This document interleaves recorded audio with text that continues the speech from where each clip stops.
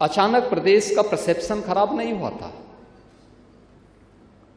अचानक नहीं हुआ था। यही आचरण था जिस आचरण से बिटिया घबराती थी और व्यापारिक कारोबार समेटता था। उसकी एक झलक अभिभाषण के दौरान भी यहां पर देखने को मिल रही थी और वह किसी भी स्थिति में मुझे नहीं लगता है कि प्रदेश का कोई भी व्यक्ति उसको स्वीकारेगा। आपकी बात व्यवहारिक थी और आप व्यवहारिक बात बोलने का प्रयास भी करते हैं। अलग विषय है कि आपके हाथ बंधे हुए हैं, लेकिन आपकी बातों को सुनकर के मुझे ये चीजें लग रही थी। मैं आपकी सभी बातों का जवाब भी दूंगा। और जो गालिब ने भी कहा था कि गालिब उम्र भर में ये भूल करता रहा, धूल चेहरे पर थी और आईना साफ करता रहा। समाजवादी पार्टी के और मुख्य विपक्षी दलों के इस आचरण के कारण उत्तर प्रदेश का पूरा सदन अपने आप को आहत महसूस कर रहा था। आहत इसलिए महसूस कर रहा था क्योंकि यह अच्छी बात है कि पिछले 9 वर्षों के दौरान बहुत कम समय ऐसा था कि जब सदन की कार्रवाई बाधित हुई। ज्यादातर समय में लोगों ने रुचि ली है और अपनी बात को प्रभावी ढंग से सदन में रखा है और मंत्रियों ने उसका जवाब दिया है, अन्यथा उसका संज्ञान जरूर लिया है।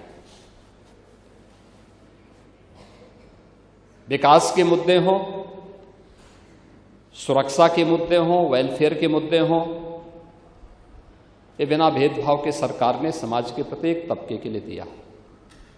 महामहिम राज्यपाल ने जो अपनी बातें इसमें रखी थी, 2-3 बातें उसमें प्रमुख रूप से थी कि 6 करोड़ से अधिक की आबादी को पिछले 8 वर्ष के अंदर सरकार के द्वारा किए गए सतत प्रयास से, डबल इंजन सरकार के द्वारा उन्हें बहुआयामी गरीबी की रेखा से ऊपर किया गया है। ये नीति आयोग के वे आंकड़े हैं जो उन्होंने पूरे देश भर में सरकार के विकासपरक योजनाओं, कल्याणकारी योजनाओं के परिणाम स्वरूप उसके परिणाम सामने आए हैं। इसका मतलब ये नहीं कि उनको इन अन्य योजनाओं से वंचित कर दिया जाए। उनको जो राशन की सुविधा मिल रही है वह यथावत मिलेगी, उन्हें स्वास्थ्य की सुविधाएं जो मिल रही हैं वे यथावत मिलती रहेंगी, शासन की अन्य सभी प्रकार की सुविधाएं वैसे ही मिलती रहेंगी। लेकिन सरकार के जो प्रोग्राम हैं उन प्रोग्राम का असर कैसे पड़ा है वह उनके स्वावलंबन के लिए, उनकी आत्मनिर्भरता के लिए और उनके जीवन में खुशहाली का वह कारण बने, इस दृष्टि से वह योजना किस रूप में आज अपना असर दिखा रही है। एक एक योजना, वह हर घर शौचालय की बात हो, हर घर जल की बात हो, हर घर हर उस गरीब परिवार को छत देकर के एक पीएम आवास उपलब्ध करवाने का कार्य हो, या आयुष्मान भारत के माध्यम से 5 लाख रुपए की स्वास्थ्य बीमा का कवर हो, या फ्री में राशन की सुविधा उपलब्ध करवाने का कार्य हो, या 1 करोड़ 6 लाख उन परिवारों को जो निराश्रित महिलाएं हैं, वृद्धजन हैं, दिव्यांगजन हैं, उनको 12,000 रुपए की सालाना पेंशन की सुविधा उपलब्ध करवाने का कार्य हो। ये यथावत चलती रहेंगी और अन्य जरूरतमंदों को भी सरकार उन्हें उपलब्ध कराएगी।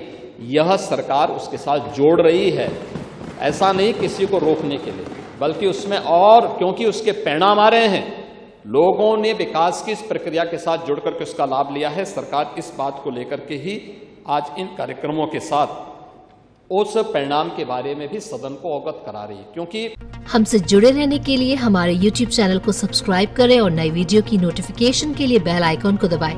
अगर आप ये वीडियो Facebook पर देख रहे हैं तो लाइक जरूर करें और ज्यादा से ज्यादा शेयर करें। धन्यवाद।